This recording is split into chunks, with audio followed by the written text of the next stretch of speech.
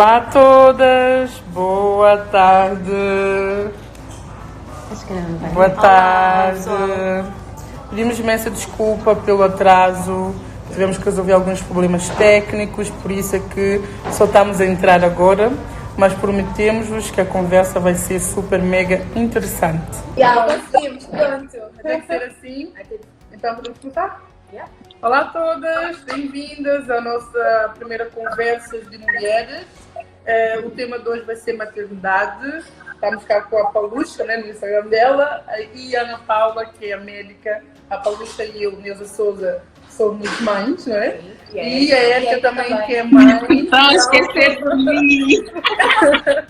Então vamos agora partilhar um pouco da nossa experiência da maternidade, e a Paula vai nos tirar algumas dúvidas da parte técnica da coisa, não é? Pronto, Érica, não sei se queres começar, já que tu entraste, estás aí em Londres, começar a falar da tua experiência. Bem, começo eu porque eu tenho tendência a falar um bocadinho mais. Nós também. Ok. Hoje ela vai falar.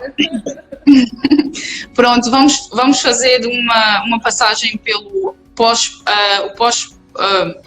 antes do parto e o descobrir da gravidez, não é? O processo, e depois passamos pelo pós-parto. Eu acho que a minha experiência muito provavelmente difere um bocadinho da vossa, mas no meu caso foi uma gravidez planeada, foi uma gravidez muito desejada. Na altura estava casada. Questão técnica de novo.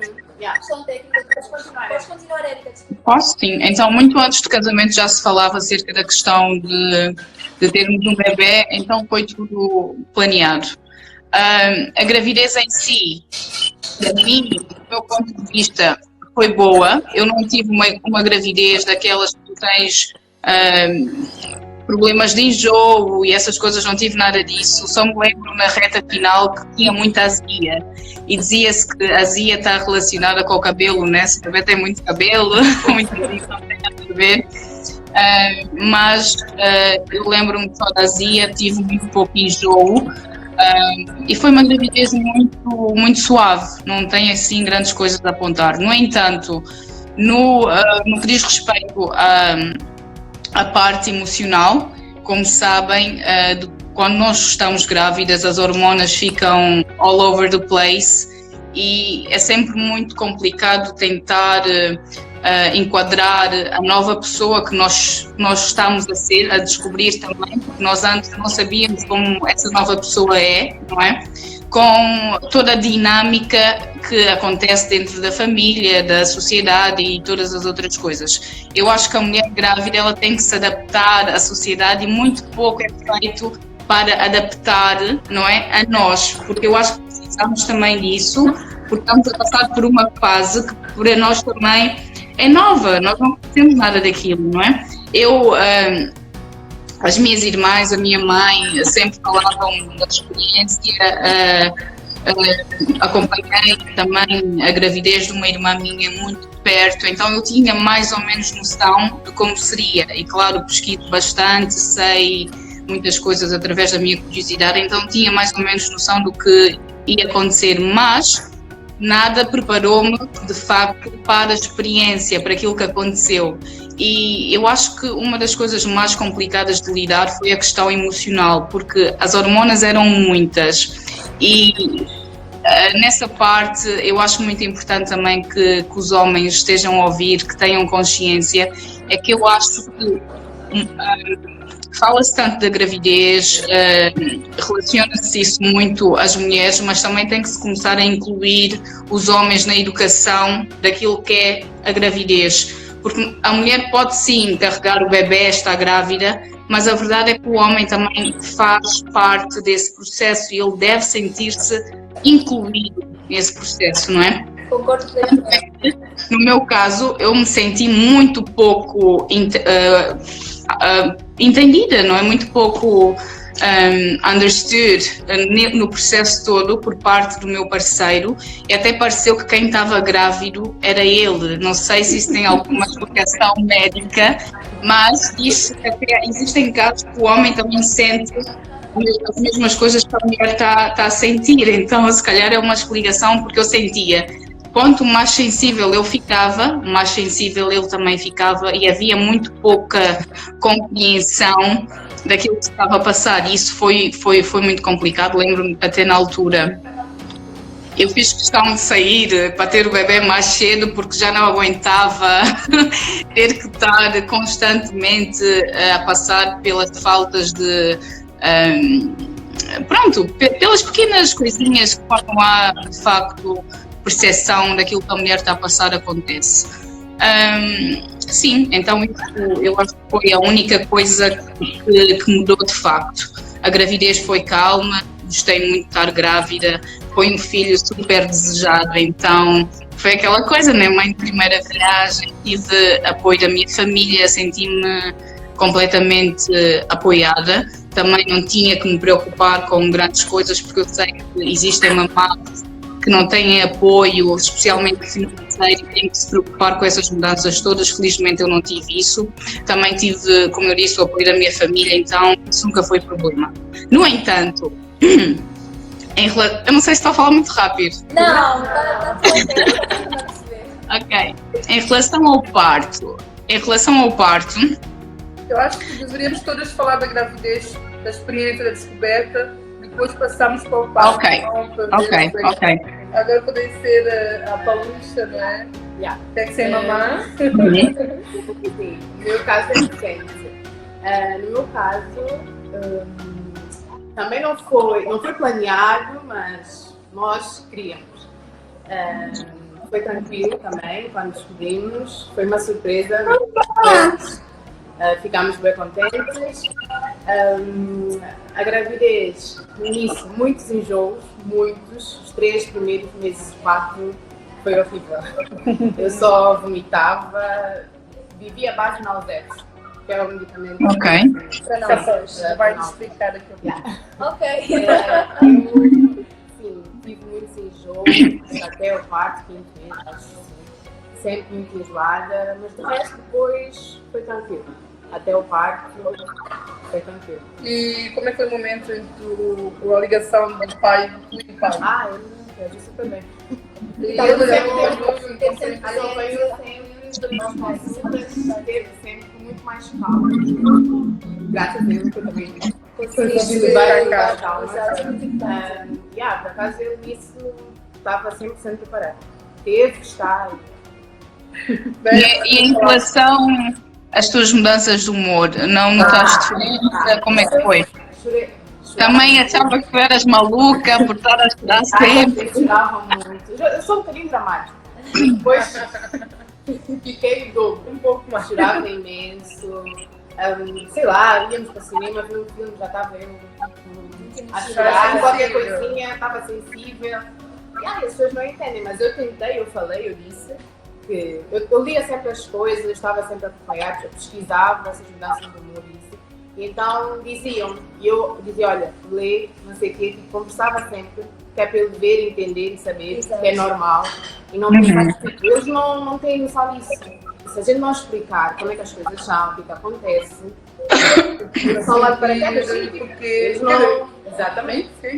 Não, mas olha, deixa-me só acrescentar que, atenção, que existem pais que não são de primeira viagem, que ainda apresentam esse tipo de comportamento, não são pais de primeira viagem.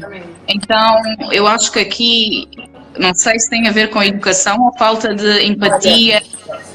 Uma coisa, falaste agora dessa educação, que eu também tenho falado sempre sobre isso. Nós participamos num curso de preparação para o parto. O curso esclareceu muita coisa, que o Luís também não sabia e ele ficou a saber muita coisa.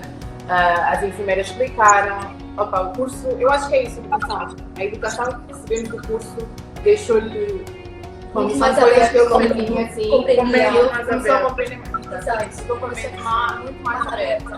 Eu acho que isso foi fundamental. Entendeu boas cenas, aprendemos tudo, desde as coisas que acontecem na gravidez até o parto, depois com o recém-nascido. Então porque fica muito mais preparado, né? Às vezes nós excluímos muito os pais, nós mulheres africanas, essencialmente, excluímos muito os pais desse processo. Sabe, o pai leva o curso. Porque eu quando fiz o curso, eu fiz o curso e eu não vi muitas mulheres, eu não vi muitos homens. Os meus cursos, acho que éramos 8 meninas, 8 mães, futuras mães, e só tinham duas mães que iam acompanhadas com um parceiro. Então, só assim já mostra. No meu, por acaso, também estavam todas acompanhadas, éramos 9, coisa assim. Isso é muito bom, isso quer dizer que estamos envolvidas. Exato. Estamos envolvidas. Como eu estava a dizer, foi um bocado disso que eu tinha dito no início, a falta de inclusão dos homens nesse processo também, porque a gravidez não é só da mulher, eles também estão grávidos, por mais que não carreguem a criança, tem que se incluir. Exato. Lembrando disso, vou falar do meu caso, né, que é da dor externa. Mas eu tenho uma dúvida, antes que continuemos, qual, para Paula, é de facto verdade a nível... Qual é o assunto? Desculpa. O assunto é a maternidade. Daniela, acho que é Daniela, é para ti. Sim. É para mim, eu sou Daniela, Érica Daniela, pessoas. Eu estava a dizer, é verdade ou é mito que durante a gravidez existem sim alguns homens que sentem as mesmas doenças, não é, que a mulher? Ficam sensíveis, essas coisas todas. Não existe nenhum estudo cientificamente comprovado que isso é real, mas o que existe sim são homens mais sensíveis à situação, como qualquer outra pessoa. Há homens que são muito sensíveis e se calhar entendem ou veem o sofrimento da sua parceira e começam a sentir. Isso não está totalmente comprovado cientificamente, mas é um fato, acontece imenso. Porque o homem realmente é um bocadinho mais frágil que a mulher. Isso é algo que eu sei que se calhar vai entrar num problema, os homens se calhar estão a ver esse direito, não é? Mas os homens são muito mais frágeis neste sentido, no sentido de toda a maternidade. Eles são mais frágeis, não conseguem se calhar lidar da melhor maneira com então se calhar muitas vezes os sintomas da gravidez, não é? Nos homens, se calhar, são um bocadinho mais fortes que nas mulheres, inclusive nós, já que estamos, vocês, mulheres que estamos grávidas, temos que fazer os dois papéis. O papel da grávida e ainda por cima de mãe, de cuidar dele. E quando é ao contrário. Exato. Mas falta de informação também. Eu acho que educação, exatamente. Porque, por exemplo, eu quando trabalhei, não trabalhei muito com grávidas, não é? Mas nas consultas da gravidez, as mulheres sempre iam acompanhada com a mãe, com a sogra, com a irmã, com a amiga. Raramente os homens acompanhavam nas consultas. Esse é um erro, porque a gravidez não é só dela, são dos dois. Então, se calhar, por falta de informação, falta de educação, eles, se calhar, idealizam uma coisa que não é verdade e depois começam a agir. Exato. E fogem um pouco. Da responsabilidade. Exato. Bem, antes querias falar? Não, sim, eu acho que é a questão da educação. No meu caso, como falamos sempre muito disso, todas as consultas, Exato. Como uma pessoa. Sim. Bem, antes de eu prosseguir, eu tenho que dizer que estamos agora no Segredo das Ilhas, não é? Restaurante Segredo das Ilhas. Cederam espaço, demorar um pouco, temos um contratempo. Então, para quem não conhece, quem tem em Lisboa, quem não conhece, visitem o Restaurante Segredos das Ilhas. Está mais ou menos entre Campos e Saldanha. Muito lindo e nós recomendamos, sim. Quando eu for a Lisboa, vou lá. E agora, sim. E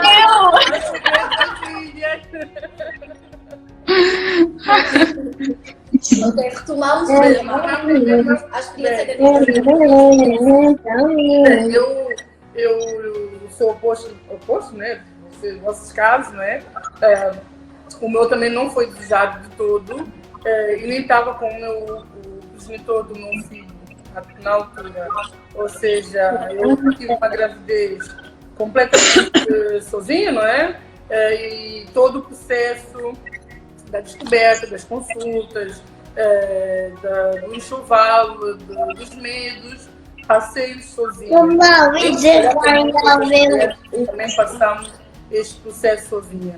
Então, o que é que eu tenho a dizer do meu processo? Quando eu descobri, eu cogitei em fazer aborto, porque não estava realmente preparada para ser mãe, não queria ser mãe naquela altura, e depois tinha aquela agravante que é não ter o apoio e não ter o mentor, né, ao meu lado. Então, cogitei com essa hipótese, até tentei isso, só que depois não tive coragem de o fazer. E depois, eu levei a gravidez, por eu não querer ser mãe, e também não estou naquela uma fase tão boa da minha vida, a forma que eu lidei com a gravidez foi totalmente diferente. Não fui uma mãe muito feliz, não vivi a maternidade como vejo minhas amigas, que desejam muito ser mães, viveram e vivem, e fui muito descontraída, tirando as primeiras 2 semanas que eu tive enjoo, mas não suportava cheiros. Eu tive o Apolo, meu filho foi muito bonzinho comigo. Pude fazer tudo. Trabalhei até os 9 meses. O Charles Belezafro foi criado na grávida, né? Foi pensado e feito essa posição ainda eu na gravidez. Então, só posso dizer, pronto, às vezes como estamos mal, passar por uma má situação e uma má fase, podemos pegar coisas não foi o caso do estabilizado. Exatamente. É muito bom. E aí agora, Paulucha, tu queres nos explicar a Paulucha. Tudo igual, a Iana, tudo igual, não é?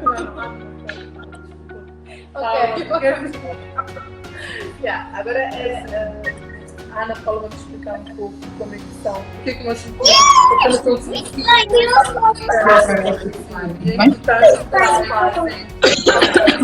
O protagonismo aqui não é meu, eu sou totalmente convidada, mas enfim, só vocês, mas acho super interessante ter esse tipo de conversa, não é? Porque eu não sou mãe, provavelmente tem que ser, ainda não sei, ainda não é uma coisa que eu decidi. E depois eu queria só lançar uma mensagem aqui, Ana.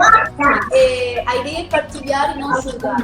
Não as mulheres que não queiram ter filhos ou que são mais muito tarde, porque a sociedade diz que nós temos que ser. Apenas partilhamos informação, aqui não há julgamento.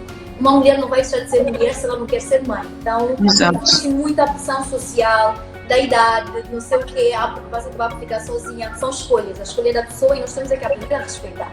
Era o que eu queria ressaltar. Falando da gravidez no todo, não é? A gravidez.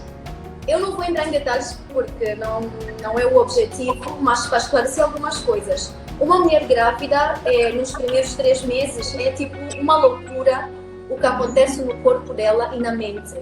Imaginem vocês lá em casa, mulheres quando está grávida, e de repente nos primeiros 3 meses há uma subida de hormonas, que normalmente nós mulheres, quando temos a menstruação, de TPM, já ficamos alteradas. Imagina que vocês conseguem ficar 30 vezes mais alteradas que isso. Por quê? Porque uma subida de 2 hormonas, que é a progesterona e o estrogênio, não é? Que faz com que a mulher fique louca, visto assim. Mas não é que ela está louca, é porque o organismo dela tenta equilibrar a quantidade de informação que está a chegar no seu cérebro, porque é muita hormona ali. É uma luta de hormonas, e por isso é que normalmente na gravidez, nos 3 primeiros meses, são os meses que a mulher tem os sintomas mais graves, os vômitos, as náuseas, as subidas do humor, uma hora está a chorar, outra hora está contente, a depressão, há muito sono, ela fica completamente irritada. E é por isso a importância do parceiro, não é? Que está com ela, de acompanhá-la nas consultas, de saber que isso é totalmente normal e passageiro. Há mulheres que, por exemplo, não têm absolutamente nada. Como a Neuza, por exemplo, ela teve 2 semanas que estava com problemas no cheiro. Mas há mulheres que passam 4 a 5 meses vomitando, com náuseas, e as pessoas não entendem, no caso da Paulucha, as pessoas não entendem que é algo normal. Nós não temos mais que isso, é uma coisa que é natural da gravidez. Por isso é que nós temos que ter apoio psicológico, apoio da família, apoio dos amigos, apoio nas consultas, que é muito importante. E depois é muito importante nas consultas o médico que está a acompanhar explicar. Porque, por exemplo, vocês que foram mais de primeira viagem, há muitas mães que engravidam, mas que não têm um seguimento, um aconselhamento na parte de seguimento da gravidez. E é algo muito novo que ela está a ser explorado. Então é preciso explicar, é preciso educar as pessoas que estão à volta da grávida e a grávida em si, que são coisas que acontecem e que é tudo passageiro. Então, pessoas, não pensem que as minhas grávidas estão malucas, elas simplesmente estão grávidas. E tem muitas hormonas ali na cabeça dela, coitadas, que fazem sentir assim, e é normal, e passa, e está tudo certo. E outra coisa muito curiosa, nós normalmente na gravidez, tem mulheres que ficam com raiva do parceiro, perdem vontade de fazer sexo. Exato. Outras têm mais vontade. Como é que deve-se? É assim, geralmente acontecem duas coisas. Nos primeiros 3 meses, a mulher em si prefere não ter sexo porque ela tem medo que aconteça alguma coisa com o feto. É uma coisa materna, é uma coisa dela.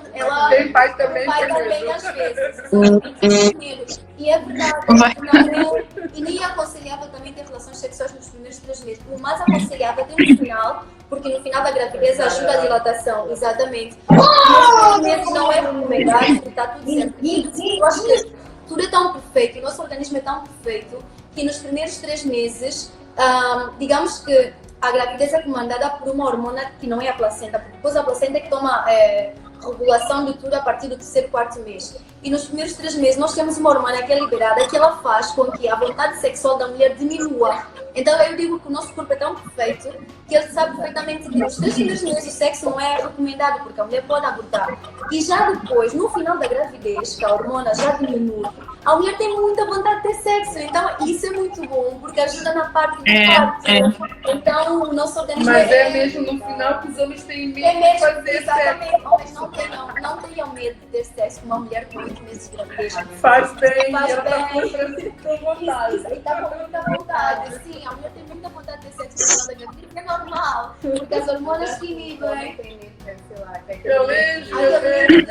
Não faz. Obviamente, vocês não vão para posições extremamente malucas, não é? Tem que Não, bebê, não se aí. tem que ser mais suave, obviamente, não pode ter algum problema. Só para ter mamada, assim. Sim, e de lado também. Isso já seria um outro tema de conversa, mas ok, mas não tenham medo, porque depois vão ajudar a mulher na fase da dilatação. É recomendado, inclusive, nas consultas. Bom, isso depende também de relação que a pessoa tem, né? Mas se viver sem Sem proteção, proteção.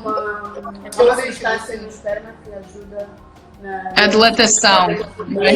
Pode ser, eu não tenho a certeza, pode ser que sim, mas eu sei que só pela penetração que vai fazer com que o canal vaginal vai dilatando pouco a pouco, já ajuda muito e é recomendado sim. E outros exercícios mais de pilates, yoga e água e tal, que ajudam na dilatação. Então, meninas, façam sexo no final da gravidez. Então, menina, Deus que não se durante os 9 meses, imagina a dor.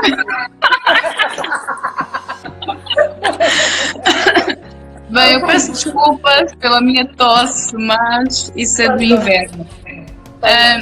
Eu acho também importante relembrar que possivelmente o live pode parar depois de 1 hora, não é? Caso aconteça, nós vamos voltar com a conversa. Pronto, eu acho que agora podemos falar do parto. Ok, então, Pode começar. o meu pequenino, ele tinha previsão para nascer no dia 28 de maio, mas ele só nasceu no dia 1 de junho. Então, eu quando chegou aquela etapa já estava a ficar muito desconfortável, com muita azia e essas coisas todas, e lembro-me que no dia 29, no dia 30 fui ao hospital e porque estava a sentir umas picadas, umas cólicas na verdade, e atenção, devo lembrar que eu antes da gravidez costumava ter dores menstruais muito fortes, tão fortes que até houve um dia que eu tive que tomar injeção porque não conseguia mesmo andar, tão fortes que eram. Então, para mim, as dores de parto não foram nada comparadas com aquela dor menstrual que eu costumava ter. Não foi mesmo nada comparado com aquilo. Pois. Então, eu fui ao hospital, estava a sentir umas picadinhas e fui ser observada. E depois a médica disse que o colo do útero ainda estava fechado, que ainda não era tempo, não sei o que. Lembro de sair toda chateada, triste, porque, era mais um dia que eu estava a voltar para casa. Ele não estava a nascer e já passava do tempo, eu já queria ter o bebê e essas coisas todas. Então, quando eu saía do hospital a caminhar para o carro, a bolsa arrebenta. E eu assim, oh meu Deus, que é isso, xixi? Não! Então, vais nascer. Acho que sim, muito possivelmente sim. Então tivemos que voltar novamente ao hospital e lá eu fui internada e começou todo o trabalho de parto. Lembro-me que aquilo foi no dia 31, não é? Porque maio tem 30, vai até 31, foi. Eu fui admitida no dia 31 às 3 da manhã. E o Luís nasceu no dia 1 às 6h50. Da tarde ou da manhã? Da tarde. Da tarde. Sim. Foi das 3 da manhã às 6h50 da tarde. Então, durante esse período, eu fiz exercícios, fui tomar banho, andei, não sei o que, bababá. E lembro-me que quando já tinha 5 centímetros de dilatação, o normal é as contrações já começavam a doer um bocado mais e já eram menos, já tinham um intervalo mais curto de tempo, não é? E eu lembro-me as enfermeiras estarem sempre a perguntar, então não vai querer tomar epidural, vai sentir essas dores, agora já não está na moda isso, não precisa sentir e não sei o que, blá blá blá. Mas a verdade é que eu estava ok com aquilo, não me estava a doer muito, era um bocadinho desconfortável quando vinham as dores, mas eu estava ok, porque eu já estava acostumada com uma dor muito, muito maior. E o meu objetivo era não tomar nada, mas de tanto perguntarem, e eu já estava naquela desde as 3 da manhã, quer dizer, desde os dias anteriores à ansiedade, eu não dormia bem, eu disse, então por que eu não tomo? Exato. Assim eu consigo descansar e depois já estou preparada para a hora de fazer o puxar, não é? O parto foi natural. Eu já estou preparada para... Não, eu acho que o pessoal está a fazer perguntas, mas se formos parando para responder, demora mais tempo. Se calhar fazer no final. Exato. Sim. Pois, como eu estava a dizer, então eu estava cansada e eu queria descansar, não é? Mas o meu plano desde o início era para ter um parto completamente sem epidural, sem nada. E eu até fiquei surpresa pelo facto das dores, as tais ditas dores que as mulheres dizem, ai meu Deus, isso é aquilo e não sei o que, eu não estava a sentir nada daquilo. Eu até fiquei surpresa. Mas de tanto insistirem, eu disse, ok, vá, assinei lá o papel e deram-me a epidural. Só que na altura que foram administrar a epidural foi mal dada. E nesses casos, quando isso acontece, causa uma condição que muitas mulheres não têm noção, não sabem, nem eu tinha antes de acontecer comigo, que é punção acidental da dura, que depois pode desenvolver uma condição chamada cefaleia pós-punção dura. Exato. A maior parte das mulheres não tem noção disso, é muito raro, só acontece em 1% de todos os casos. Eu estive nesse 1%, então foi algo muito... toda a experiência foi muito assustadora para mim. Na altura, quando isso aconteceu, a equipa médica não me explicou bem o que é que se estava a passar, simplesmente entravam e saíam do quarto, faziam um toque e tal, e quando eu já tinha depois... Eu acho que foram umas 2 horas, não mais, após ter tomado a epidural, eu já tinha 10 centímetros de dilatação e o bebê estava já para nascer. E naquele momento eu sentia aquela vontade de espremer, não é? Como se tivesse a fazer cocó, quando temos aquela vontade de ir à casa de banho e essas coisas todas. E automaticamente entraram no quarto, não pode fazer esforço, vamos à sala de operações, porque na altura eu lembro que não me explicaram bem o que é que tinha passado e eu também não estava a entender nada daquilo. E levaram-me à sala de operações e ninguém podia entrar.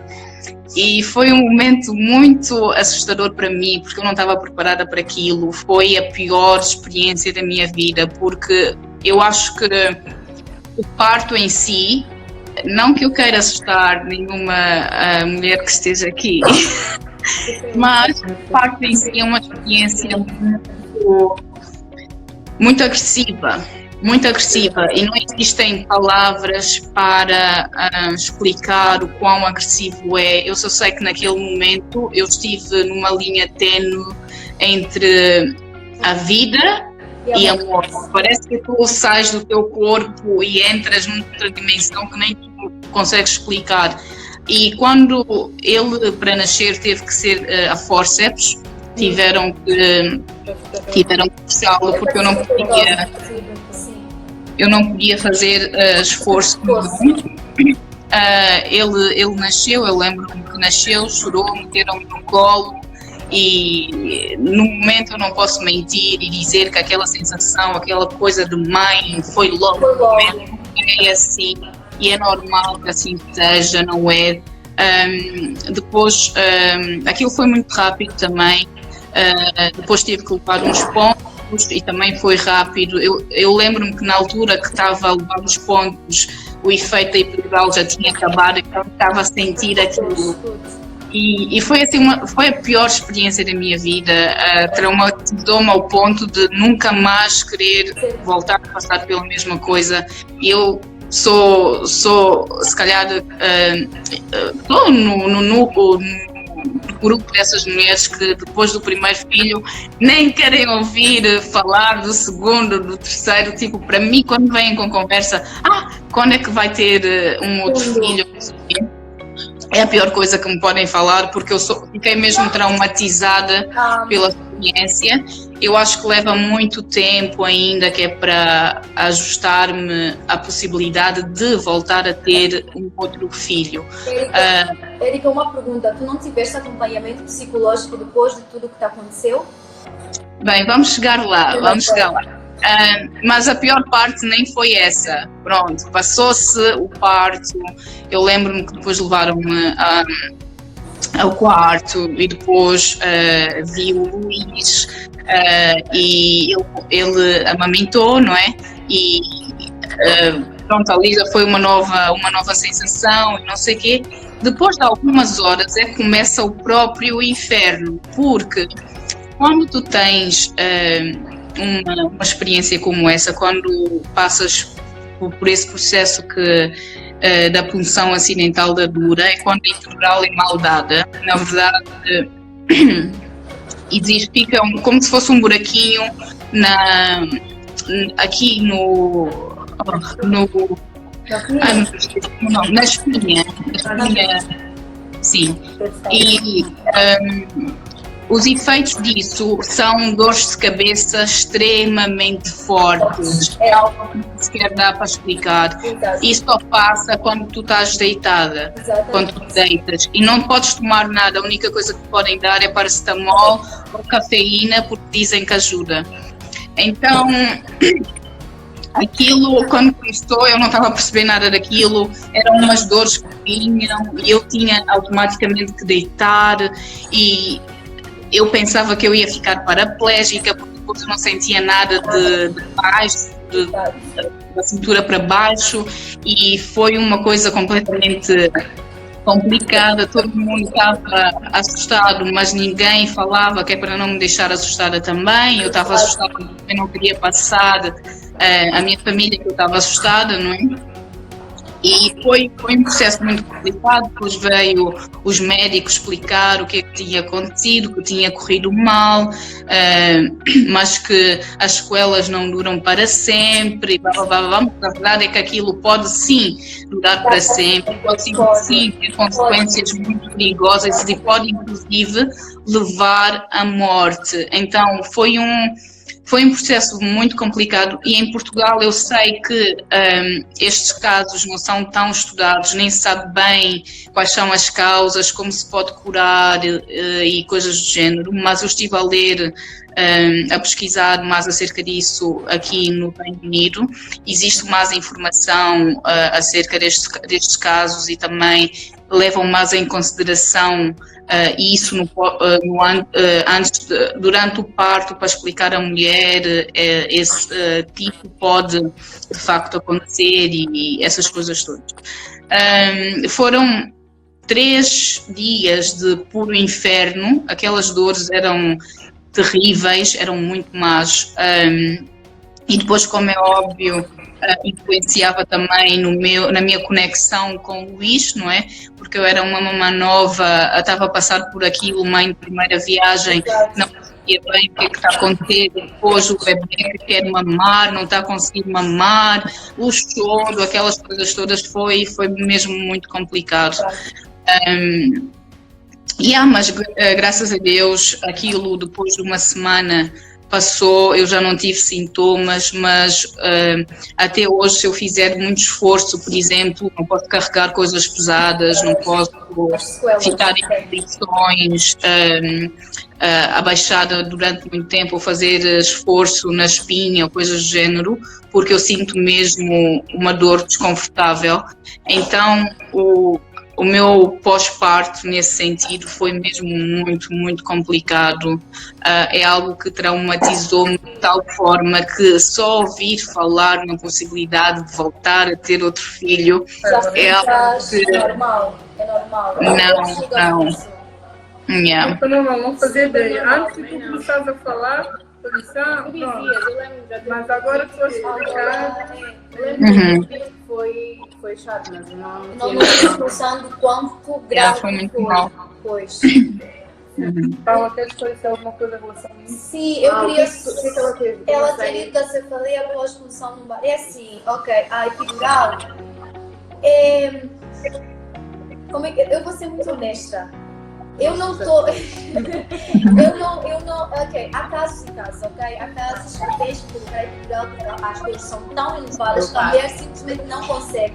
Mas o grau de dor é que há muitas pessoas que então, cada caso é um caso. Obviamente, as mulheres que sim, que têm que ter epidural porque não conseguem, as mulheres podem desmaiar de tanta dor, não é? Mas eu não aconselho muito, justamente por causa das sequelas que podem vir a ser deixadas. No teu caso, Érica, eu acho que foi uma brincadeira de negligência da parte da pessoa que te fez a epidural. Sim, foi mal aplicado. Porque eu conheço várias mulheres que tiveram bebês, a Neuza, ela, pois, que tiveram uma epidural e não aconteceram nada. No caso da Érica, foi um bocadinho de negligência assim, mas assim, acho que não é? Ela a sala, a cervical, toda a espinha, a parte, é aquela que conecta o nosso cérebro com o resto do corpo. Então, qualquer erro, milímetro do erro possível durante a punção, pode deixar sequelas para toda a vida, que foi o caso dela. Normalmente na punção do bar, quando nós fazemos a normal, numa criança, num adulto e tal, normalmente dá dores de cabeça após punção, mas é uma dor de cabeça que tu, depois de ter feito, tu ficas uns dias a descansar e a dor desaparece. Mas a cabeça não foi assim. Foi uma coisa que eu acredito que ainda está ali, não é? E sem contar que existem outras coisas muito mais graves, como há mulheres que, por exemplo, perdem completamente a sensibilidade na ponta dos pés, porque ela comanda toda a parte da parte do dorso até o pé, mas ficam inclusive paraplégicas, e isso é grave. Mas eu acredito que no teu caso devias ter denunciado. Dê-me só um segundo que eu já volto, tá bem? Só um segundo. Isto está chamado. Agora, acho que a questão da Bíblia que foi a última. Eu acho que pode, ok? Exatamente. Ela devia abrir um processo, porque, ou se calhar abriu, não sei, vamos esperar a Érica falar sobre isso, não é? Porque o caso dela não é o normal. A epidural não depende. Tu assinas um documento, sim, assinas um documento. Eles pedem, mesmo com dores, mesmo que tu peças, tu és obrigado a assinar para qualquer situação. Tu fizeste algum tipo de coisa depois? Tu abriste algum inquérito, Bem, na verdade eu era para ter feito isso, não é? Porque na verdade foi negligência médica e não deveria ter acontecido, porque esses casos só acontecem quando o profissional de saúde que está a aplicar não tem tanta experiência e caso tivesse mais experiência, porque eu depois vim a saber que a pessoa que fez a aplicação era uma médica que estava a estagiar. E se fosse uma médica mais experiente, poderia ter revertido aquele quadro no momento, porque eu lembro-me que quando dão a epidural, dizem que tu tens que manter-te muito estática, não te podes mostrar. Só que eu não sei se aquilo estava frio demais, eu não sei se tinha que estar frio, eu não sei o que é que aconteceu. Sei que quando aquilo entrou-me no corpo, eu mexi. E o facto de ter mexido, aquilo fez com que criasse um buraco na minha espinha, não é? E normalmente o tratamento para isso depois é tirar-se sangue dos braços ou de uma região da espinha também, eu não sei bem como é que funciona, e fazer um patch, que é meter sangue na zona onde tem o problema, para fechar o caso não, para reverter o processo, mas mesmo acerca desse processo, diz-se que depois os sintomas passam completamente, não se tem 100% de certeza de quais sejam depois... Sim, se calhar as sequelas iriam ser menores. Exato, não se sabe bem porque esse caso é algo que não acontece de forma tão comum. Atenção que só acontece num por% da população das mulheres que dão à luz, não é algo comum, não é? Então estava assim a ponderar abrir um processo contra, mas depois daquele inferno todo, a última coisa que eu queria é estar a relembrar aquilo tudo, não é? Então, quando eu senti, depois de uma semana que não tinha mais aquelas dores que estava a passar, não têm noção do quanto alívio foi para mim, não é? Depois de passar por aquilo tudo, sentir que, ok, está a passar e eu já não vou voltar a ter nada disso. E é claro que eles tiveram depois muito cuidado em explicar. Eu senti que a equipa toda médica depois também ficou um bocadinho com medo, não é? Porque sabiam que isso pode sim dar um processo. Exatamente. E tiveram muito cuidado em tranquilizar-me, não, que isso vai passar, que não sei o que, mas vai passar, tem essas opções e essas coisas todas. E não foi assim, mas foi mesmo, Luís, sim, foi mesmo muito complicado, muito complicado. Pois, eu sou ainda a favor que deveria abrir um processo. São casos, são erros médicos que acontecem sim, mas que causou-te a ti um problema, uma sequela grave. Ok, você que agora não tens, se calhar, muitos sintomas, mas ainda tens. Tu te limitas a ter uma vida perfeitamente normal, porque há coisas que tu não podes fazer, ou se fizeres, tem que ter cuidado por causa de um erro médico. E isso é grave. É uma coisa que não devia ter acontecido e aconteceu. Porque geralmente a epidural não causa isso. Normalmente as mulheres que têm epidural, se calhar, ainda sentem alguma dor na coluna por um bom tempo, mas são coisas que vão passando pouco a pouco, é um processo. Mas geralmente não pode acontecer nada. Eu nem sequer tinha noção que isso poderia ter acontecido. De todos os meus problemas, eu nem sabia que isso seria mais um problema no topo da lista. É por isso que, para todo o pessoal que está a assistir o live, principalmente os homens, eles não têm noção do quão frágil a mulher é quando está a passar por esse processo. Como a minha mãe diz, a minha mãe costuma dizer que o parto é como se fosse é tão sensível que a tua vida está mesmo por uma linha. Qualquer coisa acontece ali e tu morres simplesmente. Exatamente. Então, o meu respeito está para com os homens que entendem isso, para com os homens que respeitam as mulheres. Atenção que sabemos nós que relacionamentos às vezes não dão certo, cada um vai para o seu caminho e tal, mas o homem que não respeita uma mulher que lhe deu um filho, para mim, Não tem. nada. Se ele não valoriza isso, ele não vale mais nada. Não faz nada. Exatamente. Ou como se não quer explicar um pouco a experiência. A minha foi tranquila. A minha posição no quarto era 8 de agosto do ano passado. Entretanto, fomos até as 38, 39 semanas e nenhum sinal. Ela Não queria ser. ela já estava na posição, então já fala que é quando o bebê já está. Já estava na posição, mas nada, nenhum sinal. Eu fui para as urgências várias vezes, mas 3 ou 4 vezes com falso falar. Porque eu não tinha noção como é que seria a dor. No curso falaram sobre isso. A enfermeira, eu lembro que ela disse: há de ser uma dor que tu não has de explicar. Não has de conseguir sequer estar de pé, nem pensar, nada. Elas explicaram, caso da bolsa arrebentasse, quais eram os sinais que tinhas que ter para ir para o hospital. Mas eu não estava a passar por nada disso. Tive umas dores muito fortes, às 36, 37, mas fui para o hospital, a médica disse nada, nenhum sinal, não vais ter a bebê tão já, não estava. Fui para casa, fui ler aqueles truques todos para acelerar o trabalho de parto. Fiz alguma coisa? Nada. Comer picante. Comi picante. Isto são mitos. Não, mas há coisas que dizem. Eu fui ver tipo relatos de outras mulheres que diziam: comi resultões. Sim, mas pensa que cada mulher é um caso, é isso. Exatamente. E nada. Fiz de tudo e mais alguma coisa e nada. Então, às 38 o meu médico foi de férias. Eu estou assustada, porque o que vai ser de mim sem o meu médico. Depois, às 39, às 39 semanas, ele chega, ele foi só uma semana, e estava 39 e 5 dias, uma coisa assim. Fui, fiz o toque, fiz o CTG, não estava CTG, qual é que eu não sei. CTG, sim.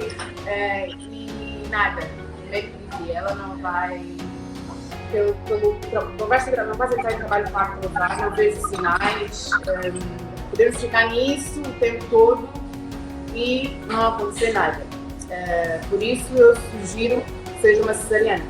Ele até disse, podíamos passar pela indução, mas ias sofrer e isso tudo, e depois ias voltar e eu acabar por fazer a cesariana. Eu tive essa opção, geralmente as pessoas não têm essa opção. Escolher. Eu pude escolher. Nós pensámos e eu disse: olha, então vai ser. Isso foi no dia 8, decidimos fazer no dia 8. Ele diz: olha, podem marcar para o dia 10 ou 11. No dia 11, é o dia que nos faz anos. Eu disse: não quero cada um dia, então no dia 10. Fomos no dia 10, chegámos lá, entrei para o bloco. A experiência com a epidural foi fantástica. Estava bem assustada, porque eu li as todas, né? Eu tenho epidural mesma. Eu tenho uma pergunta. Tu não sentiste aquele choque quando recebeste? Sim, é isso que eu ia dizer. Eles disseram para estar calma, estar sentada e estar provar no máximo que eu pudesse. Fiz isso e ele disse: não podes mexer. Eu quase que suava. A primeira vez que colocaram a agulha, eu mexi um bocadinho.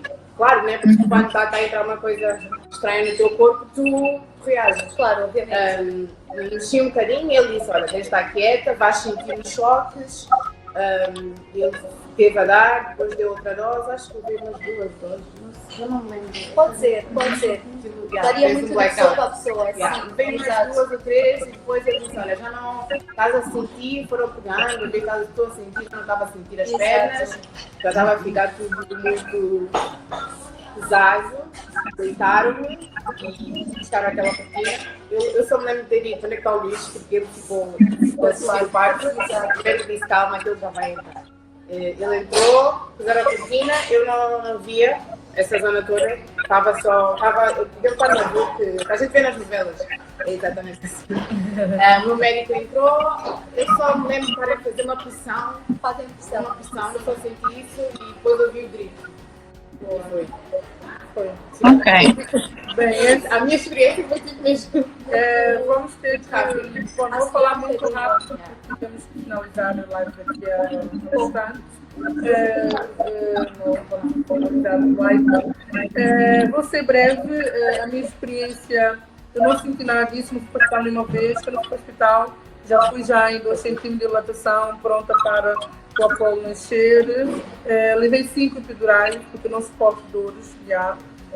E não foi a melhor experiência para mim. Adorei também a epidural, porque realmente pude não sentir dores durante. Eu fiquei 6 ou 7 horas sem sentir dores, porque eu tive 12 horas de trabalho de parto.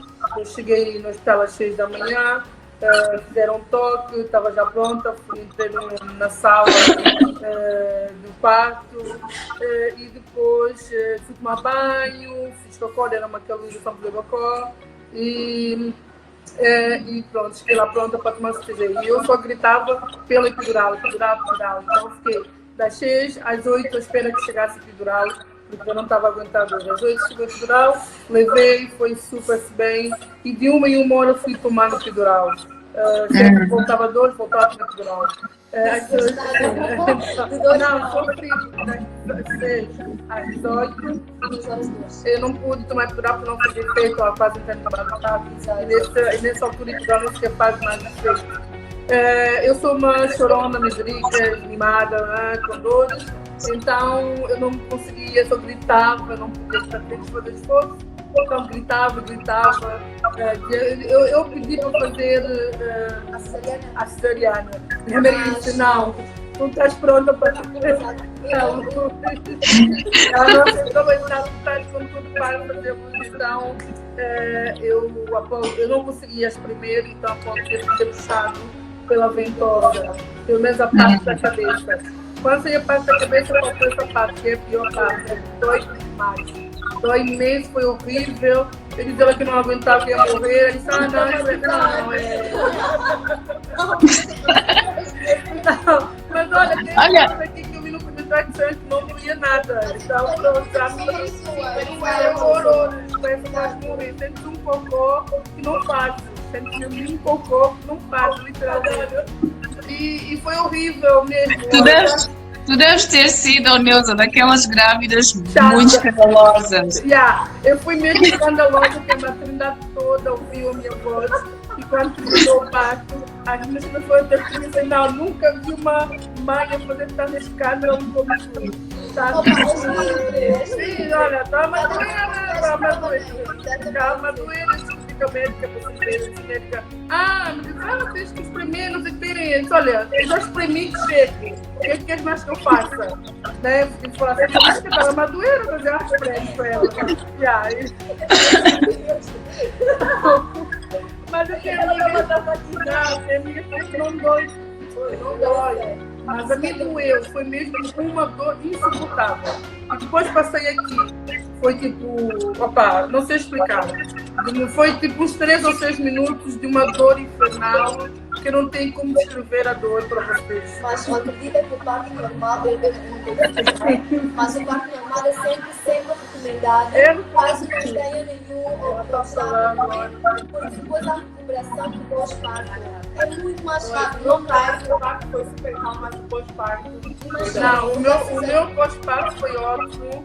Tanto que eu não escutei, quando terminou tudo, depois de fazer um escândalo mesmo, as médicas me odiaram, mas que se enganava, e depois sair a criança, né, que o Apolo nasceu com 3,8 kg, para imaginar o pipi que não fudeu durante 9 meses, desculpa lá dizer isso, né? 9 meses sem ter sexo, e depois a criança nasceu com 3,8 kg. Foi mesmo horrível. Foi muito grande. Levei 5 pontos, depois lá pro e a médica queria fazer o zero, cozer os pontos, né? Costurar os pontos. Ela queria fazer sem anestesia. Disse ela assim: nem pensar. Eu quero anestesia local, porque não vou aguentar me espetar. Eu sentia. Eu existia. A médica mesmo ficou mesmo com muita raiva de mim. Ela lá pôs, quando eu não senti nada, ela cozeu, depois as primeiras histórias que comigo, e eu dizia, vocês estão buscando, todas as mães que ouviram. Eu disse, olha, a dor que eu senti, eu tenho que gritar, tenho que expressar a minha dor. Sabes que, curioso, eu não gritei nenhuma única vez, não chorei nenhuma única vez. Então, eu não sei, né? Eu gritei mesmo, olha, você não tem noção. A minha mãe estava com fome, porque a minha mãe é abençoada, não se pode assistir o parto. Minha mãe estava com fome, com a madrinha do Apolo. Minha mãe estava a ouvir os meus gritos da sala, depois ela estava lá ouvindo os meus gritos. A minha mãe estava preocupada, mas o que é que se passa com ela? Não. Não pensas em ter mais, então? Depois da Apolo, eu não senti aquela dor, eu fiquei com medo de cagar, fiquei com um pânico, fazer o que doía, porque eu dei 5 pontos. Imagina se fizesse cesariana. Então, eu fiquei 2 semanas, olha, eu cago todos os dias mesmo, faço todos os dias. Eu sou muito boa, assim, o meu estômago é muito bom. E eu fiquei 2 semanas sem fazer cocô com medo, dor, doía imenso, tive que meter bebê gel, mesmo assim não conseguia. No meu caso, a cesariana É um Quanto tempo você fazia? Não. Sei fazer 2 semanas. Dias 4, dias depois eu tive que fazer, porque deram muito relaxante. minha- Deram relaxante depois, porque eu acho que eu estava com. Eu acho que a cesariana tu ficas com mais de 19. 4 quilos. A mim deram relaxante. É normal. Mas, depois, o pós-parto, depois de ter tido o bebê, aquelas dores, quando o efeito do epidural foi-se embora, aí é que foi. Foi que você Eu não conseguia, assim, eu por mim estava deitada o tempo todo. Assim que eu fizesse o mínimo esforço, sentia aqui nessa zona como se estivesse a rachar. Porque foi exatamente isso que fizeram contigo. Pois é, a minha madrinha dizia, mas tem que ter calma, porque tu foste, são 7 camadas, tu foste, tipo, nós não temos noção. Exatamente, porque há o tecido em baixo, depois está a parte da gordura, depois está a parte do músculo, depois está a parte do útero, então é um processo, não é simplesmente a pele e ponto. A amamentação foi... Então, A amamentação foi o fim de tudo. a amamentação não foi o fim para mim, porque eu usei O quê? silicone. Só faltava-me um fio para o mamilo cair. Não, meu foi Ela não silicone. pegou, a minha ela não pegou. Meninas, usem silicone. Silicone, usem silicone durante 2 Não, semanas. Neuza, isso não funciona com todas as mulheres. Sabes que no meu caso, ele não pegava. A mim também. Aí está. Ele não pegava. E até disse que para curar a ferida tem de ser mesmo com a saliva do bebê. Então, imagina, Não, eu usei tens que dar de mamar. Mas Érica, sabes, isso correu bem por causa do curso. Elas ensinaram a pega, porque as mães, quando tu és mãe, quando tu não sabes, no curso elas conversa, porque a gente não tem mesmo profissionalizado. Érica, Estava a falar de uma desculpa, Érica, desculpa, Meninas, eu tenho uma pergunta. Vamos poder, quando acaba, continuar o live ou por algum motivo não vamos poder continuar a Vamos falar? falar só durante 10 minutos, porque vamos ter que desligar. Porque estamos no espaço. Sim, vai reabrir daqui a pouco. Ok. Então eu estava a dizer, no curso, elas explicaram se o bebê tem de ter um mamilo na zona toda Então, tem que ter a boca na zona do mamilo na zona do inteiro. mamilo inteiro. Tirar Então, ela. é isso. Eu tive sempre atenção, porque elas disseram no curso, mas mesmo assim ela não pegou nos primeiros 15 dias. Não! Quando eu disse o Luís, ele teve uma pega na minha mama, no mamilo, sem problemas, mas para utilizar a silicone, ele não aceitava. A minha também não aceitava. Eu não tive mamilo, eu tive agora, depois de eu chupar, eu não tive, é por isso que deram-me desde o hospital. Tens um mamilo Então o Apolo não conseguia chupar, então eles fizeram no hospital. Então ele desde o hospital teve que tomar o silicone e depois quando eu cheguei em casa continuei. A minha mãe dizia, não, deixa eu não, disse, não mãe, isso é muito bom, eu já o bicho, eu sou bem chupar, não dói. E acho que é por causa do mamilo que eu não senti ferida, não senti hoje nenhuma. Ela quando quis fazer a pega, também não quis. Ela sempre pegou bem. Isso foi tranquilo. Mas os primeiros 15 dias, a descida do leite e todos, é possível. Eu acho que eu tive tudo do pior que podia ter. Depois Também foi horrível. Mas eu não sinto foi muito mal e eu, inclusive, até tive, esqueço-me do nome assim da ponta da cabeça, mas quando a mama fica dura e cria-te. Como é que é? Mastites. Eu tive um caso super mal de mastite, eu tive que fazer antibiótico e lembro-me de ter ido às urgências e a médica teve que puxar aquilo que é para sair de algum leite, porque senão a mama toda estava a ficar dura em pedra. Luís na casa de banho. Exato. Acho que Depois, para sair o leite. ela não estava a pegar, aquilo tinha saído de qualquer De jeito, jeito. senão depois dá-te umas dores. A mamãe incha tanto, Foi depois causa horrível. infecção. A mastite, por Yeah, causa por de muito acaso, leite. não tive nada disso, nada mesmo. Eu tive muito leite. Também eu via com minha mãe nem fazia com cada comida daquela mesmo pesada. Então tinha que usar. Não, mas a mastite. A minha ajudou a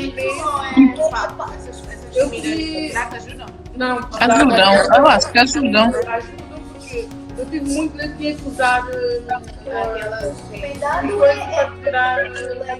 Não, para não sujar a roupa. Quando eu tirava a mão, não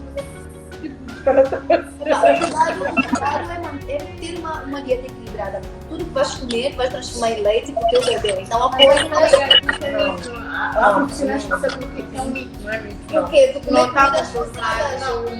Mas, olha, É mandioca. Meninas. Sim.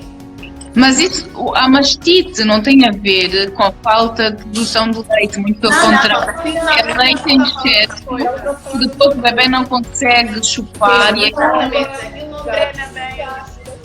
é. Não, eu estava a perguntar à Ana Paula.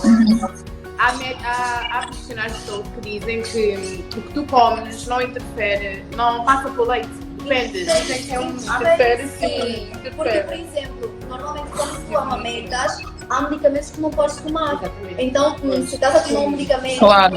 há medicamentos que se tu tomas durante a gravidez, o bebê vai amamentar e uma vez ele rejeitou a mama, ele não vai voltar por causa do medicamento que interfere no sabor. Então, se calhar não todas as comidas, mas há comidas Comidas sim, fortes, muito fortes. Se mandioca, calhar, pré-mandioca. exato, você tem que ser Essas recomendado. comidas dão muito leite. É sempre recomendado uma dieta mais equilibrada, um bocadinho de tudo. Não, há coisas que deve-se evitar, não é? Eu comi Mas tem que ser alguma coisa equilibrada com certeza.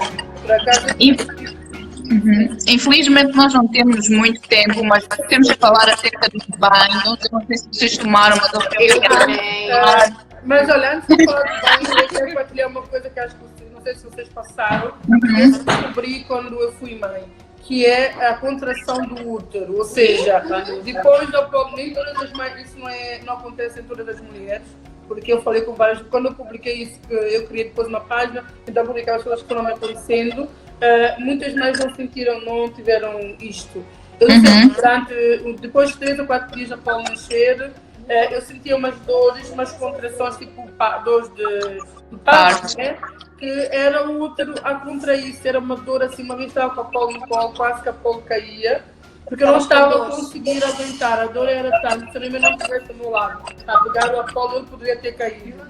É normal a contração do útero, mas depende de mulher para mulher. Há mulheres que não sentem, mas acontecem todas. A contração acontecem todas, só que há mulheres que não sentem as dores, porque normalmente. Eu não senti. O que acontece? O bebê sai, não é? Expulsa-se o bebê, o útero tem que, pouco a pouco, voltar a normalmente é deste tamanho, punho de uma pessoa. É o útero que tem que voltar normal. Então, o útero, o que é que vai acontecer? As fibras do útero vão fechando, até ter a posição normal e isso causa dores a algumas mulheres, mas há mulheres que nem sentem nada. No caso da Neuza, ela sentiu dores, mas é totalmente normal, porque ele vai ocupando o lugar anatômico dele, né? Então, há mulheres que sentem, outras não. E é normal. Estava a falar de banho, Zérica. Temos pouco tempo, tem que ser rápido, sim. Sim, banhos tradicionais. Como é óbvio, são tomense, filha de mãe são tomense, pai são tomense, extremamente são tomense. Não deixar de tomar os banhos. O Luís também teve que tomar os banhos logo que nasceu, os nossos bebés também. o contra mal olhado. Isso ainda não. Eu só tomei eu lavar a pipi, a pouco não vai. Eu não fizeste uns dias depois, né? Geralmente quando é com cesariana eu só fiz 30 dias depois, 30 dias depois. Do que? Na cesariana. Dá de tomar banho ou daí banho? Banho folhas, não é? Eu lavei o pipi com a folha, tipo aquela folha. Tempo sentado. Aquilo dói pra caralho. Agora, imagina, isso já é parte da tradição. Não é fácil. Não, por isso é que nós devíamos ganhar um prémio. Não, mas é sério. Ser mãe não é fácil. Eu estou a ver agora, você está a traumatizar. Como eu estava a dizer, sobre a questão do banho, é importante realçar também que eu lembro de ter feito aquilo, ainda contestei bastante com a minha mãe, porque imagina, tu estás com os pontos e ainda tens que sentar em água quente. Ui, meu Deus, aquela água horrível. Opa, Erika, assim, eu honestamente, eu não sou partidária a esses tipos de tradições, não é? Principalmente, não com a mulher em si, porque eu sei que existem folhas e todo esse método que nós precisamos muito para as mulheres na recuperação do pós-parto. Porque eu sou totalmente contra dar às crianças fumbada e contra e etc e tal. Eu acho que o banho é indiferente, mas dar a criança um recém-nascido que acabou de nascer, o organismo não está habituado a absolutamente nada e dar um montão de coisas, folhas e tal, e depois as folhas não são dosificadas para um bebê recém-nascido. Eu tive um bebê que faleceu comigo no hospital em São Tomé porque a mãe deu zumbada e a criança... Minha filha, eu também não sei o que é zumbada, mas é muita folha. Sim, é tipo uma mistura de folhas. Dá essa criança e a criança faleceu porque fez uma intoxicação, porque é recém-nascida e fez uma intoxicação com as folhas, porque é incorreto, mas é uma coisa tão difícil de lidar, porque em São Tomé, por exemplo, está tão enraizado que não se consegue. Então, é cultura muito possivelmente todos nós tomamos. Exatamente, então mulheres, eu não aconselho absolutamente nada o bebê, exceto o leite materno, que é a única coisa que eu preciso. Bem, mas em relação aos banhos, isso já é algo opcional. Eu tenho algo a dizer, porque atualmente em Portugal nós às vezes não ligamos nem aceitamos muito essas tradições que os nossos pais têm e tentam nos incutir, e que eu sinceramente eu segui muitos deles, ou quase todos deles, e foi muito bom, teve muito efeito em tudo, eu cumpri. Mesmo em termos de comida, os banhos, mas não tive relações de queixas, não tive nada exagerado claramente, mas segui alguns aspectos. E eu tenho que dizer que atualmente na Europa, esse tipo de tradições está cada vez mais a ser resgatado, ou seja, atualmente existe doulas, eu não sei se vocês já ouviram falar dessas coisas. Aqui em Portugal existem muitas doulas que fazem o papel que as nossas mães fazem.